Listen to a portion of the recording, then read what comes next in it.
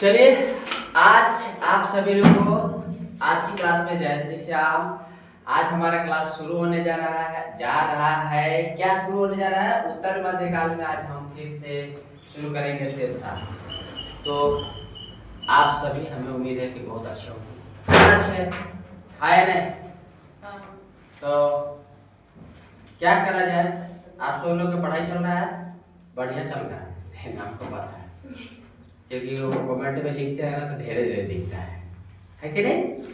बहुत बढ़िया। तो चलिए हमारी पहचान अब शुरू होने जा रहा है। तो हाय हेलो बोलो। और चांदनी और प्रियंका दोनों एक साथ मुंह खोलो। एक खोल दीजिए। खोले जाते। यस खुल गया। चलिए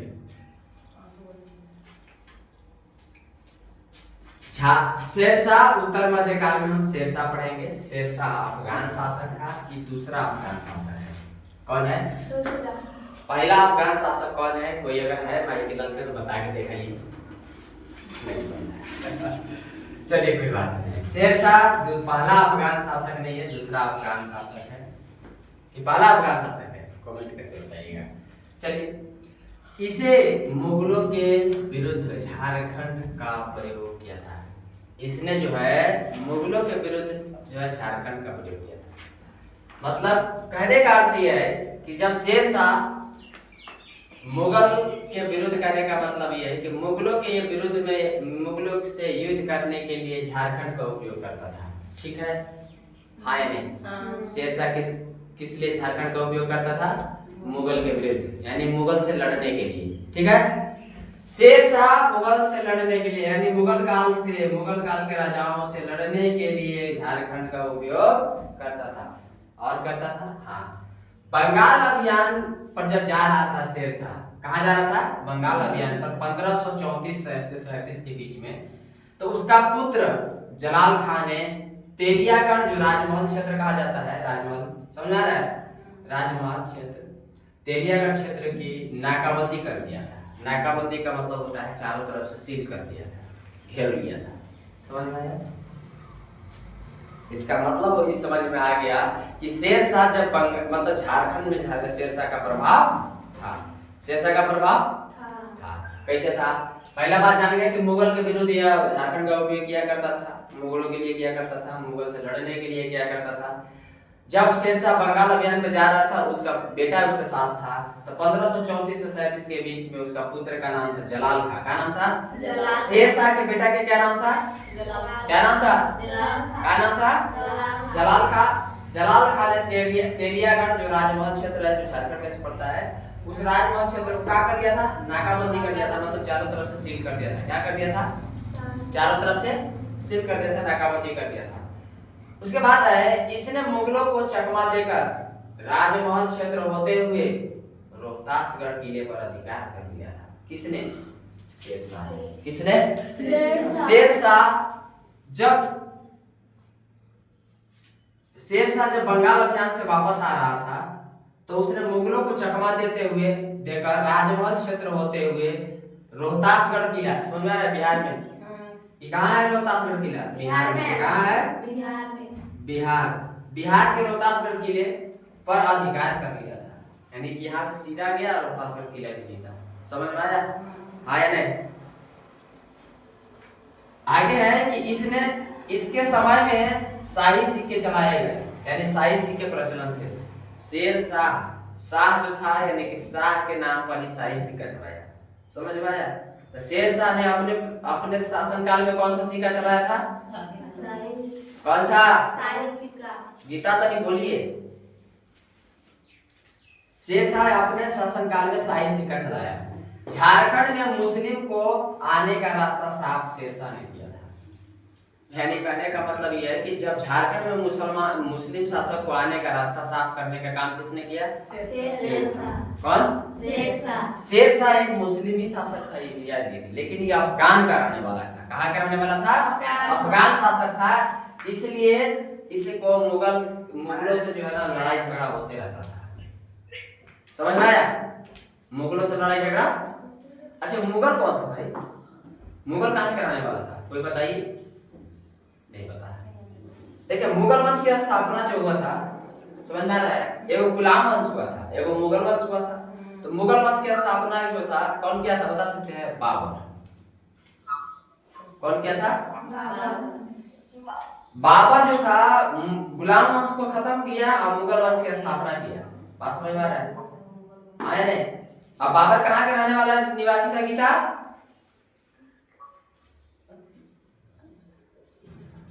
बाबर कहाँ के रहने वाला निवासी था,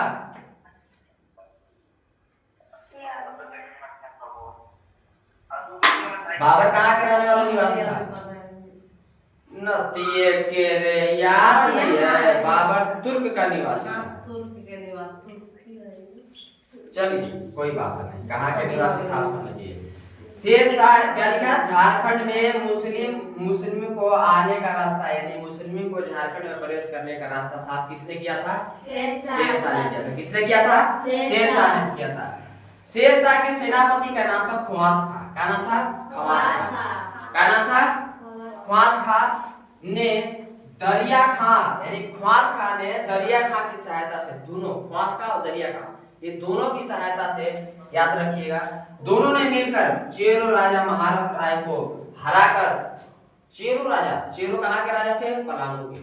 कहाँ के राजा थे, पलामू के। यहाँ के चेरो राजा महारथ खां था। क्या नाम था, महारथ चेरो। क्या नाम था, महारथ चेरो था।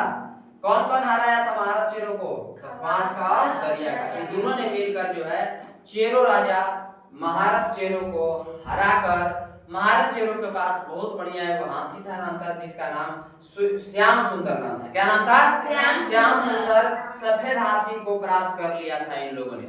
अब श्याम सुंदर हाथी की खासियत कविता को और गीता को, ये दोनों के बता देना है। अगर ये दोनों कोई मिल के अगर आज कमेंट करके नहीं बताए तो समझ लीजिएगा आपको ग्रुप से एडजस्ट कर दिया जाएगा, क्योंकि पढ़ावल है। श्याम सुंदर हाथी की क्या खासियत था ये नहीं बताना है। चलिए आगे हम चलते हैं। उसके बाद हराकर जो है श्याम सुंदर हाथी को जो सफेद हाथी था उसे प्राप्त कर लिया था। किसने, बोलिए, ख्वास खां और दरिया, ख्वास खां और दरिया खां ने प्राप्त कर लिया था। चौसा का युद्ध, ध्यान दीजिएगा, अगला है चौसा का युद्ध। 1539 में हुमायूं के साथ लड़ा गया था। तो हुमायूं के साथ चौसा का युद्ध किसने लड़ा था, तो शेरशाह और हुमायूं, शेरशाह और हुमायूं। हुमायूं को जो है ना कहा जाता है कि निर्वासित जीवन व्यतीत किया था हुमायूं। निर्वासित जीवन का मतलब है कि हुमायूं को जो है ना हरा हरा के जो है ना उसको रंगून भेज दिया गया था। हुमायूं एक ऐसा, समझे कि मुगल काल में हुमायूं एक ऐसा शासक था जिसको सप्ताह में 7 दिन होता है, तो सप्ताह में 7 दिन क्या करता था, सबसे ज्यादा वो चर्चित है। आइए, चौसा का युद्ध 1539 में हुमायूं के साथ लड़ा गया था। किसने लड़ा था, शेरशाह ने लड़ा था। राजमहल पर शेरशाह के वंशों का शासन था, यानी कहने का मतलब है कि राजमहल पर किसका शासन था, हुमायूं को से लड़ा था ना 1539 में। 1539 में वहीं तक नहीं लड़ा था, राजमहल तक, झारखंड में भी जो है ना शेरशाह लड़ने आ गया था। अब यहाँ पे हुमायूं को हराया, हराने के बाद शेरशाह जो है झारखंड में भी जो है अपना कब्जा करके रखा। अब झारखंड में कब्जा करके रखा तो उसने लगभग जो है ना क्या बोलते हैं कि 30 से 35 साल तक लगातार वहां पे जो है ना अपना कब्जा जमाए रखा। 30 से 35 साल तक लगातार हुमायूं जो है ना अपना कब्जा बनाए रखा उसके ऊपर। समझ में आया, हाँ या नहीं। हुमायूं एक बार भुरकुंडा के रामगढ़ आया था। हुमायूं अपने जीवन काल में एक बार जो है कहाँ आया था, रामगढ़ के भुरकुंडा आया था। उसके बाद आता है अकबर की कहानी शुरू हो जाता है। इधर हमने आपको बता दिया कि इधर की क्या था, शेरशाह का वर्चस्व क्या था उसके बारे में। शेरशाह अपने जीवन में क्या किया, झारखंड में किया है, वो चीज आपको याद रखना है। अकबर की कहानी शुरू होता है 1556 से लेकर 1665 तक अकबर का शासनकाल झारखंड में चलता है। इसका शासनकाल 2 बार मतलब 2 भागों में बांटा गया। अकबर के शासनकाल को कितने भाग में बांटा गया, 2। कितने भाग में, 2। कितने भाग में, 2। कितने भाग में, 2 भाग में बांटा गया। पहले भाग का नाम दिया गया पूर्वार्ध, क्या नाम है? पूर्वर्धा। पूर्वर्धा का शासन काल रहा 1556 से 76 तक रहा। दूसरा शासन काल रहा उत्तरार्ध, ठीक है, उत्तरार्ध। उसका 1576 से लेकर 1605 तक रहा। कितना तक रहा? 1605 तक। यानी कहने का मतलब है कि ये 1605 ईस्वी तक अकबर का शासनकाल चला। इसमें क्या हुआ? पूर्वार्ध में इसमें अकबर अफगान को हराया। यानी अकबर जो है किसको हराया? अफगान को। थोड़ा सेंस लगाइए आप लोग। अकबर का मतलब अकबर के बारे में लिखा जा रहा है पूर्वार्ध में, मतलब कि झारखंड, पूर्व साइड में झारखंड है ना, तो इसके लिए पूर्वार्ध कहा गया। तो कहा अकबर कह रहा है कि हमने मतलब इतिहास कह रहा है कि अफगान को इसने हरा दिया था। तो अफगान झारखंड में था कि नहीं बताइए? कहाँ? राजमहल। कहाँ था? राजमहल। राजमहल में 35 साल तक, 30 से 35 साल तक वहां राजमहल में शासन करके रखा था। कौन? शेरशाह अफगान के वंशज।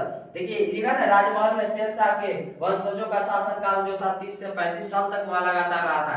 यानी कि इसी अकबर जब आया ना तो इन वंशजों को यहाँ से भगाने का काम किया 30 से 35 साल तक जो गढ़ के रहा था। समझ में आया?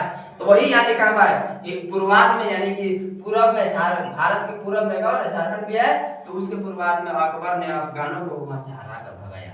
समझ में आया? देखिए रिलेट करके पूरा है। उसके बाद क्षेत्रीय राजवंश पर अधिकार किया, यानी कि उत्तरार्ध में क्षेत्रीय राजवंश। क्षेत्रीय राजवंश का मतलब होता है यहाँ के राजा, मतलब यहीं के लोग है, मतलब यहाँ ही का राजा है, मतलब यहाँ के लोग ही जो है ना यहाँ का राजा बन गया। इसको क्षेत्रीय राजवंश कहेंगे। यहीं के राजवंश है, ठीक है, यहीं का राजा भी है। तो इनको हराने का काम किसने किया? अकबर ने किया। किसने किया? किसने किया? समझ में आया? हाँ या नहीं? तो अगर आपको ये समझ में आ गया होगा तो हम लोग अगले वीडियो में यानी नेक्स्ट क्लास में हम जो पढ़ने वाले हैं अकबर के ही बारे में और आगे पढ़ेंगे। अकबर के ही बारे में और आगे पढ़ेंगे। तब तक के लिए हम मिलते हैं आपको नेक्स्ट वीडियो में। तब तक आप सभी को जय हिंद।